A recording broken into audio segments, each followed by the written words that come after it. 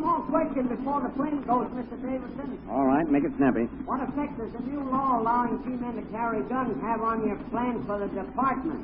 The aim of the Federal Bureau of Investigation has been, will continue to be, protection of the United States from enemies, foreign and within, especially the public enemies within our borders. Every member of the department will now have a gun in his hand to back up the law, at the same time protect his own life. We intend to show the gangsters their game is up, and we won't stop until we've wiped out every yellow rat and the holes in which they hide. Ready to take off, Mr. Davidson? Coming. Excuse me, gentlemen, please.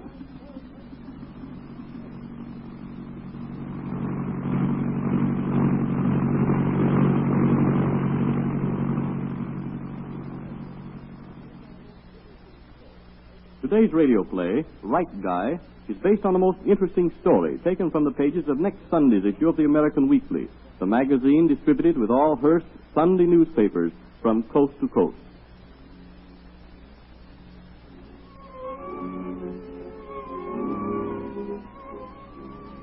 Having a good time, Mr. Davidson? Oh, great, thanks, Mr. Hamilton. You certainly are throwing a nice party. Oh, thank you. I'm glad you're enjoying yourself. Nice of you to let me in on it. Any friend of Justice O'Donnell is a friend of mine, and my home is open to it. Well, thanks for the compliment. Yeah, you have a gorgeous mansion here, Mr. Hamilton. Well, I've been pretty careful in the selection of my furnishings. Same as I am about my friends and acquaintances. And they're all genuine. That's a Ming vase, isn't it? Yes, a favorite of mine. Oh, indeed. I don't suppose you like to talk shop when you're on a vacation, Mr. Davidson. No, hardly. But I can't help bringing up the subject and telling you how much I admire your statement that appeared in the paper a day or so ago. Oh, you like it, eh? Very much. Good, straight from the shoulder stuff. Well, there are some people who won't like it. The yellow rats you spoke of, eh? Yes. Oh, I'm sure they're slinking back into their holes, trying to keep out of the way of your G-men. Well, it won't do them any good, Hamilton. The department is out to get every one of them, behind bars or under 6 feet of earth. I'm glad I'm a Wall Street man and not a public enemy. Excuse me, Mr. Hamilton. Yes, Hawkins? Some friends have arrived and wish to see you at the side door. Oh, very well, Hawkins.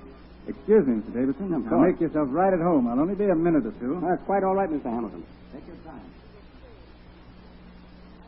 Everything okay? Like a charm, boss. Where's the victim? They got the mark at the side door. The boys Watch say it. There's too many on the Erie. Okay, boss. I'm shut. Shall I let the boys in? Close that door first. All right, let him in. Here he is, boss. What have you done to him, Lefty? You didn't... Don't get excited, boss. We only give him a headache. What'd you do with the caddy? Drove right into the hot car farm and left it to be doctored up. Changed there to this BI. Not the same Buick that you used in the First National job. Used to be, but it's had its face lifted.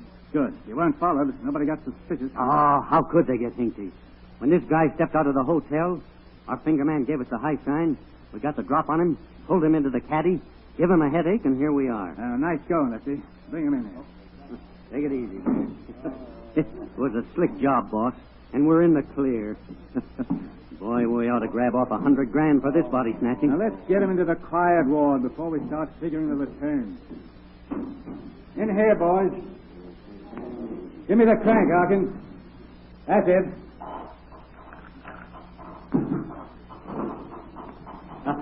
I sure got to hand it to you, boss. Nobody could get hinky to this crouch room in a million years. It cost me plenty to have it built.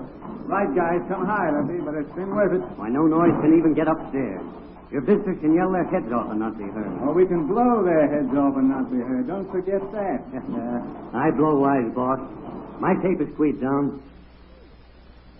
Now, boys, take our friend down the steps. And take him easy. He's worth more alive until we get the ransom. Leave him to us, boss. There's all there.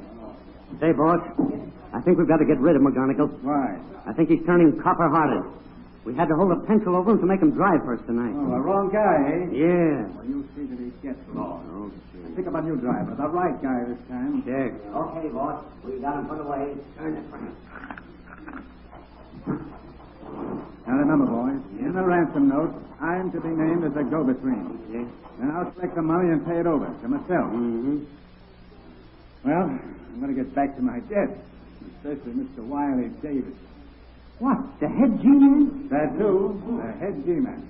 I left him upstairs looking over the interior decorations when I let you boys in. Oh, Primus, ain't you the cool one? Pulling a snack right under the nose of Mr. Whiskers. I couldn't have had a better out of a transit myself. Well, come on, come along. Yeah. Now, you boys lie low. I'll take care of our friend down there. Right. Hawkins, see that the boys have a drink before they go. Okay, boss.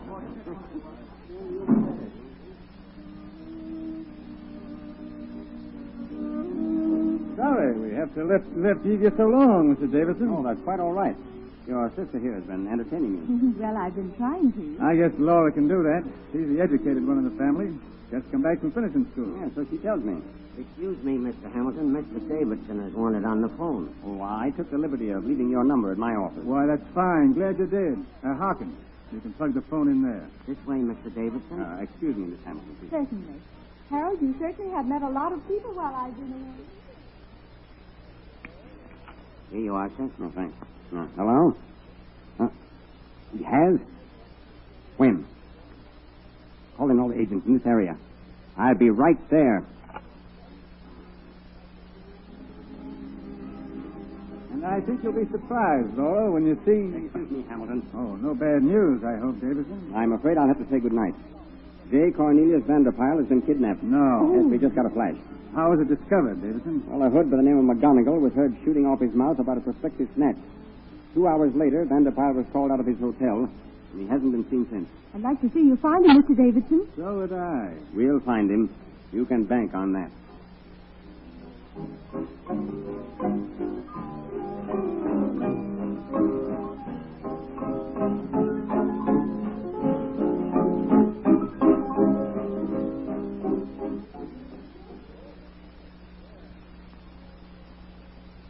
So you'd better go up to Pleasure Bay, sis. I'll join you as soon as I can. Oh, you busy businessman.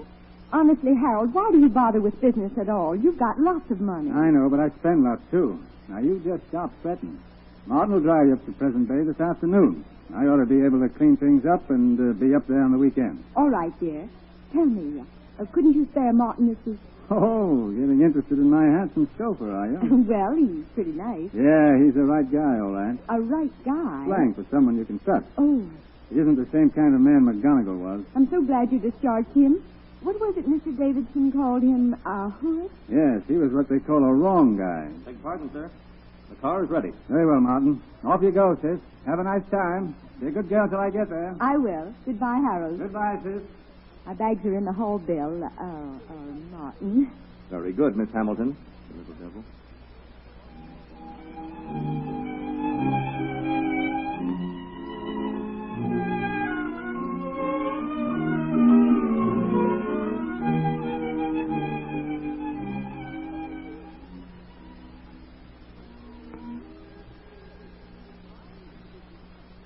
Are you sure, Martin? Yes, sir.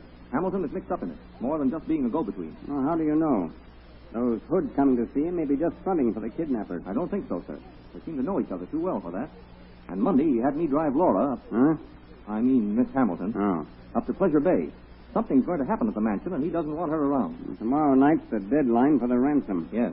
Where do you suppose the hideout is? I haven't been able to find out, sir.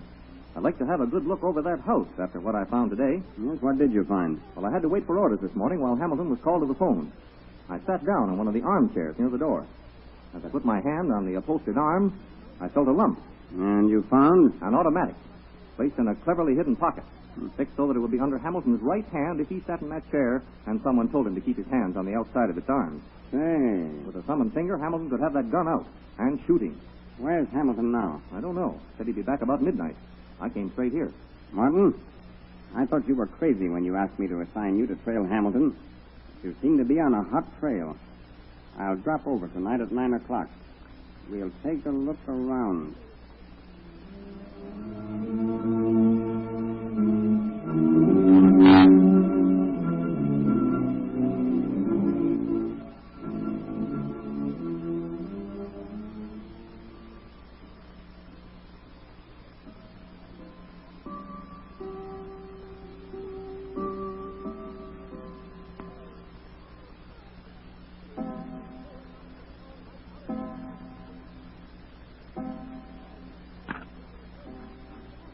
Come on in.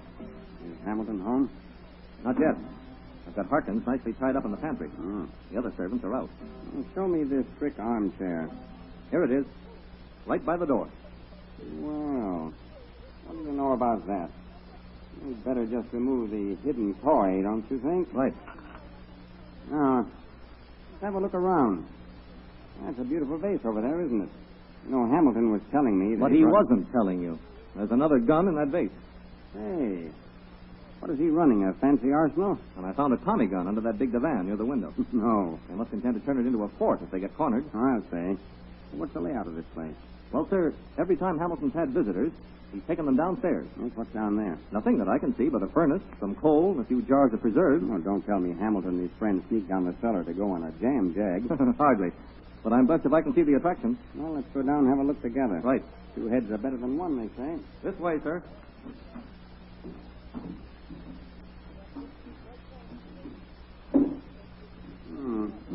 Nothing illegal looking here, is there? Not that I saw. Yeah, I guess we might turn that coal over, though. Right. Hey, Huh? look here, sir. Yeah, what is it? What's this crank hanging up on this nail? Oh, probably some old-fashioned phonograph crank. It's just junk. If we're over in that corner with the trash, I'd say so too, sir. But why is it all by itself and carefully hung on a nail? Yeah, you may have struck something. Look sharply for the hole it fits.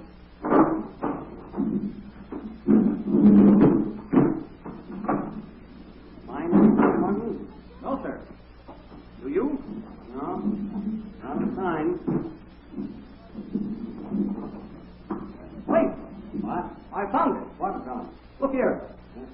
A hole in this post with scratches and grease marks. Turn the crank and see what happens.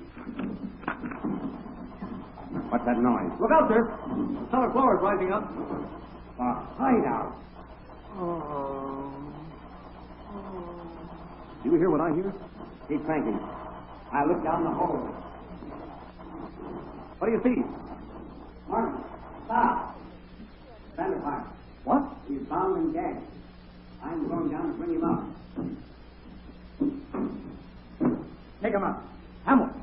Oh, you're the right guy. Well, this is your finish, right guy. Nice shooting, Mr. Davidson. He almost had me. Well, you got him all right. Lucky he didn't come over to the ladder and see me. Go telephone the office.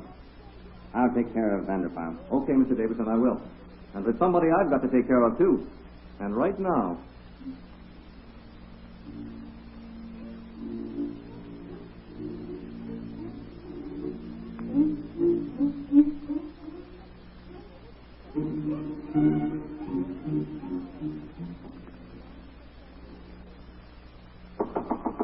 Who is it? Federal agent. Open the door. Just a minute. Oh, Bill, you fool. You said he was a federal agent. And so I am. Here's my badge. Why, you are. What do you want with me? I've got to take you with me, Laura, What for? for stealing a G-man's heart.